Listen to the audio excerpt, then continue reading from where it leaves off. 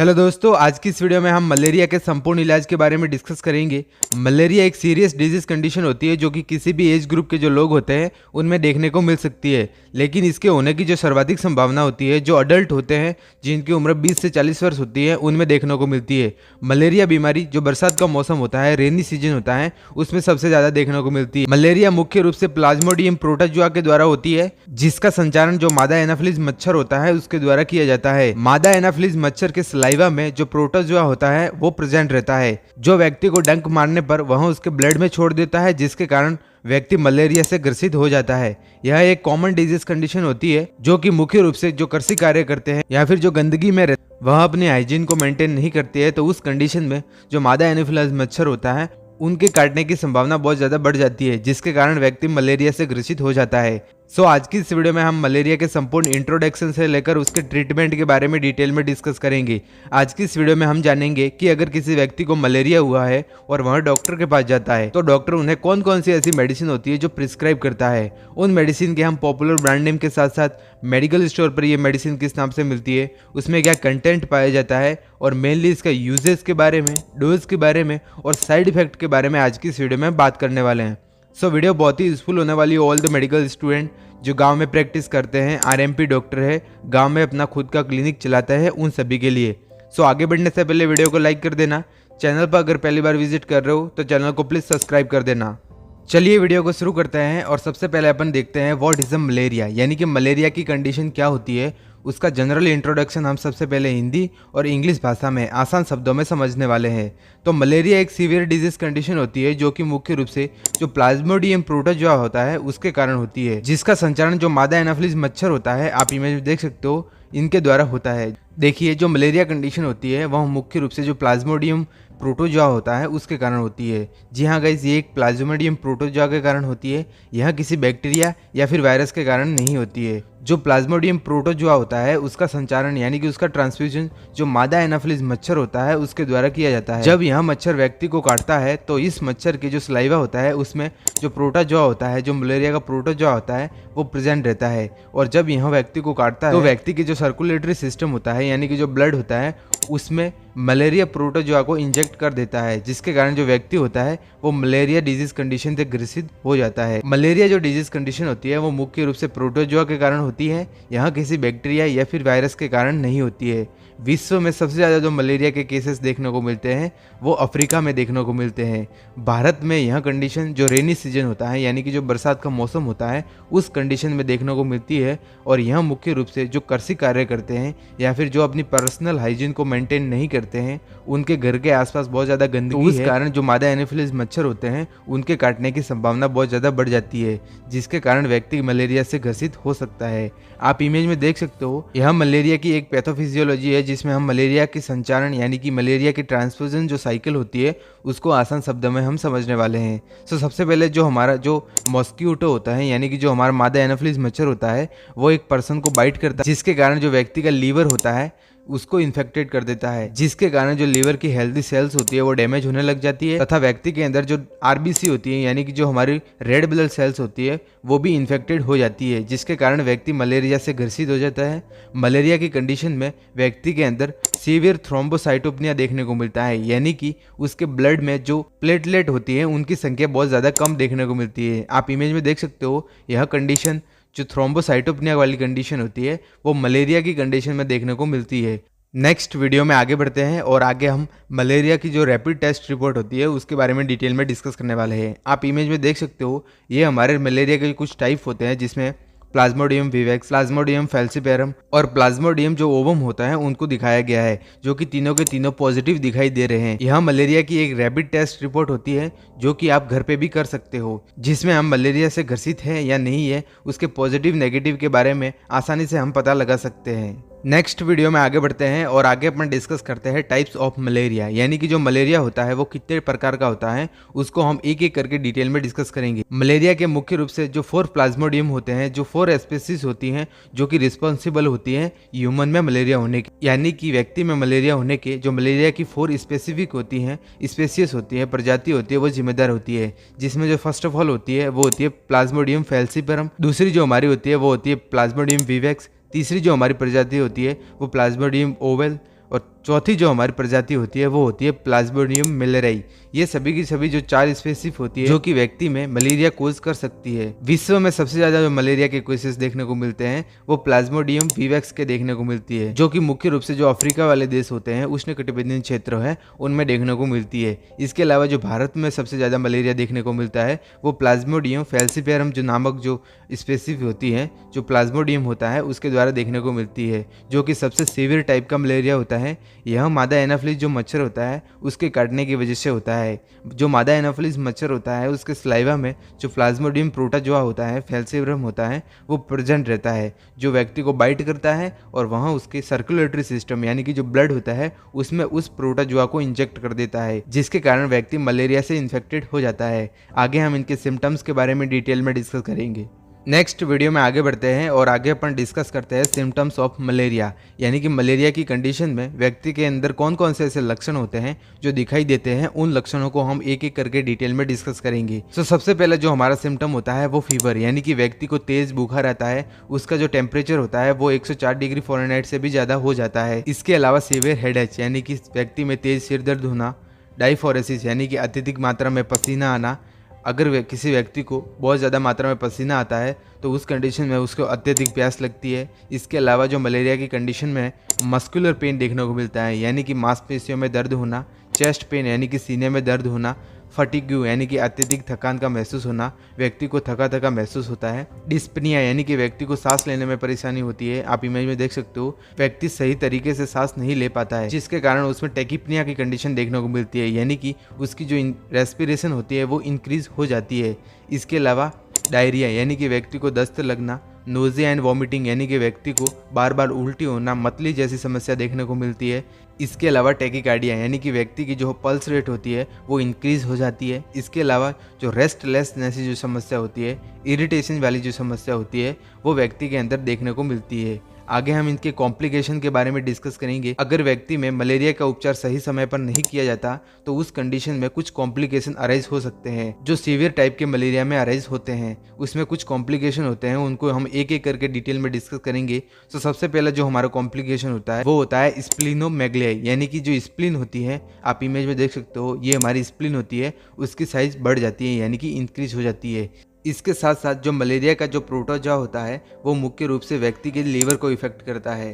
तो उस कंडीशन में अगर व्यक्ति में सही समय पर इलाज नहीं किया जाता तो उस कंडीशन में हिपेटोमेगलाई की कंडीशन देखने को मिलती है, यानी कि जो व्यक्ति का लीवर होता है उसकी साइज इंक्रीज हो जाती है और फैटी लीवर जैसी कंडीशन अराइज हो सकती है। इसके अलावा डिहाइड्रेशन यानी कि व्यक्ति के शरीर में पानी की कमी हो जाती है, वीकनेस यानी कि बहुत ज़्यादा कमज़ोर हो जाता है और व्यक्ति के शरीर में थ्रोम्बोसाइटोपेनिया की कंडीशन अराइज होने के कारण उनमें एनीमिया देखने को मिलता है, यानी कि शरीर में ब्लड की कमी हो जाती है। इसके अलावा व्यक्ति सेरिब्रल मलेरिया से ग्रसित हो सकता है, जिसके कारण व्यक्ति कोमा में भी जा सकता है। आगे हम इसके ट्रीटमेंट के बारे में डिटेल में डिस्कस करेंगे। नेक्स्ट वीडियो में आगे बढ़ते हैं और आगे अपन डिस्कस करते हैं ट्रीटमेंट ऑफ मलेरिया, यानी कि मलेरिया की कंडीशन में डॉक्टर द्वारा कौन कौन से ऐसी मेडिसिन इंजेक्शन प्रिस्क्राइब किए जाते हैं। उन इंजेक्शनों को और उन मेडिसिन को हम एक एक करके डिटेल में डिस्कस करेंगे। आगे बढ़ने से पहले मैं आप सब लोगों को बता दूं कि मेरे द्वारा जितने भी मेडिसिन और इंजेक्शन की जानकारी प्रोवाइड की जाती है वो सिर्फ एजुकेशन पर्पज़ से है। आप किसी भी इंजेक्शन या फिर टेबलेट का उपयोग खुद की मर्जी से नहीं करें, नहीं तो आगे चलकर आपको प्रॉब्लम हो सकती है। चलिए वीडियो को शुरू करते हैं। सबसे पहली जो हमारी टेबलेट है जो कि मलेरिया की कंडीशन में डॉक्टर द्वारा दी जाती है, मोस्ट पॉपुलर टेबलेट है जो कि मलेरिया की कंडीशन में सबसे ज़्यादा उपयोग में ली जाती है, उसका नाम होता है मॉस्क्विन टेबलेट। आप इमेज में देख सकते हो मॉस्क्विन इसका मोस्ट पॉपुलर ब्रांड नेम होता है, जो कि मेडिकल स्टोर पर और हॉस्पिटल में आपको आसानी से मिल जाएगी। मॉस्क्विन इसका मोस्ट पॉपुलर ब्रांड नेम होता है। बात करें इसके कंपोजिशन के बारे में यानी इसके कंटेंट के बारे में, तो इसमें क्लोरोक्विन फॉस्फेट नामक जो कंटेंट होता है वो प्रेजेंट रहता है। इसका उपयोग मेनली मलेरिया को ट्रीट करने के लिए, यानी कि मलेरिया जैसी कंडीशन को सही करने के लिए डॉक्टर द्वारा इस टैबलेट को प्रिस्क्राइब किया जाता है। बात करें इसके डोज के बारे में, तो अडल्ट में इसका डोज जो 250 mg की जो टैबलेट होती है उसको बीडी में प्रिस्क्राइब किया जाता है, यानी कि दिन में 2 बार इस टैबलेट को सुबह और शाम खाना खाने के बाद टैबलेट को लेना होता है। और चिल्ड्रन में इसको अकॉर्डिंग टू डॉक्टर ऑर्डर लेना होता है। नेक्स्ट हमारा जो इंजेक्शन है मोस्ट पॉपुलर इंजेक्शन है जो कि मलेरिया की कंडीशन में यूज़ किया जाता है, उसका नाम होता है डिजीनेट इंजेक्शन। आप इमेज में देख सकते हो, डिजीनेट इसका मोस्ट पॉपुलर ब्रांड नेम होता है जो कि मेडिकल स्टोर पर और हॉस्पिटल में आपको आसानी से मिल जाएगा। इस इंजेक्शन का मुख्य रूप से उपयोग जो मलेरिया जैसी कंडीशन होती है उसको ट्रीट करने के लिए लिया जाता है। बात करें इसके कंटेंट के बारे में यानी कि इसके कंपोजिशन के बारे में, तो इसमें आर्टेसुनेट नामक जो ड्रग होती है वो प्रेजेंट रहती है। इस इंजेक्शन का उपयोग मेनली जो प्लाज्मोडियम फैल्सिफेरम नामक जो मलेरिया की कैटेगरी होती है उसको सही करने के लिए डॉक्टर द्वारा इस इंजेक्शन को प्रिस्क्राइब किया जाता है। बात करें इस इंजेक्शन के डोज के बारे में, तो इस इंजेक्शन का डोज अडल्ट में 120 mg का जो इंजेक्शन होता है उसको ओडी में देते हैं, यानी कि दिन में एक बार इसको इंजेक्शन को लगाने की सलाह दी जाती है। और जो चिल्ड्रन होते हैं, छोटे बच्चे होते हैं, उनको अकॉर्डिंग टू डॉक्टर ऑर्डर इस इंजेक्शन को देना होता है। यह इंजेक्शन पाउडर फॉर्म में होता है जिसको डिस्टिल वाटर में डाइल्यूट करके इस इंजेक्शन को लगाया जाता है। इस इंजेक्शन का उपयोग IV प्लस IM यानी कि इंट्रावेनस और इंट्रामस्कुलर दोनों ही रूट से इस इंजेक्शन का उपयोग किया जा सकता है।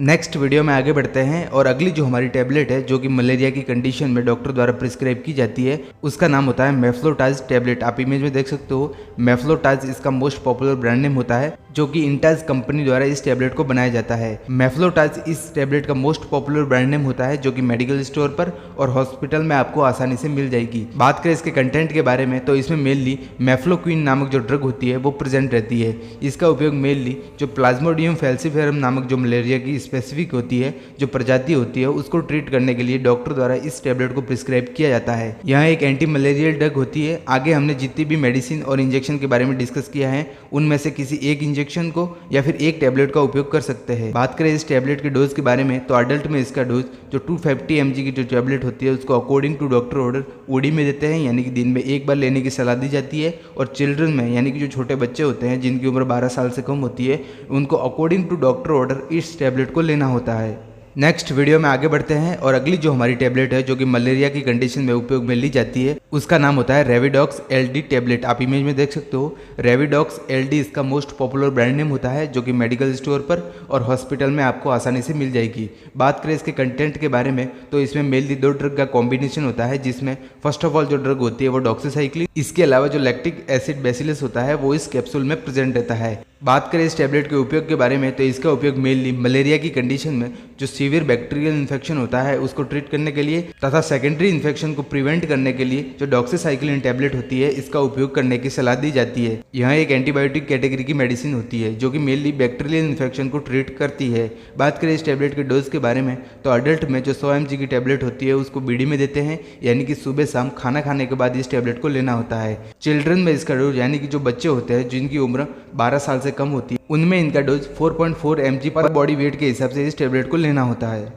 नेक्स्ट वीडियो में आगे बढ़ते हैं और आगे हम कुछ सिम्टोमेटिक ट्रीटमेंट के बारे में डिस्कस करेंगे। जो मलेरिया की कंडीशन में सिम्टम्स अराइज होते हैं उन सिम्टम्स की सिवियरिटी को कम करने के लिए डॉक्टर द्वारा कुछ सिम्टोमेटिक ट्रीटमेंट भी दिया जाता है। तो सबसे पहले जो हमारी सिम्टोमेटिक ट्रीटमेंट में जो मेडिसिन प्रिस्क्राइब की जाती है उसका नाम होता है डोलो 650 टैबलेट। आप इमेज में देख सकते हो, डोलो 650 इसका मोस्ट पॉपुलर ब्रांड नेम होता है जो कि मेडिकल स्टोर पर और हॉस्पिटल में आपको आसानी से मिल जाएगी। बात करें इसके कंटेंट के बारे में, तो इसमें मेनली पैरासीटामोल नामक जो कंटेंट होता है वो प्रेजेंट रहता है। इस टैबलेट के उपयोग के बारे में देखें तो इसका उपयोग जो मलेरिया की कंडीशन में जो फीवर होता है यानी कि जो बुखार होता है उसको रिड्यूस करने के लिए, उसको कम करने के लिए डॉक्टर द्वारा इस टैबलेट को उपयोग में लिया जाता है। बात करें इस टैबलेट के डोज के बारे में, तो अडल्ट में इसका डोज जो 650 mg की जो टैबलेट होती है उसको ओडी में देते हैं, यानी कि दिन में एक बार लेने की सलाह दी जाती है। और चिल्ड्रन यानी कि जो बच्चे होते हैं उनमें अकॉर्डिंग टू डॉक्टर ऑर्डर इस टैबलेट को लेना होता है। नेक्स्ट वीडियो में आगे बढ़ते हैं और अगले हम एक इंजेक्शन के बारे में डिस्कस करेंगे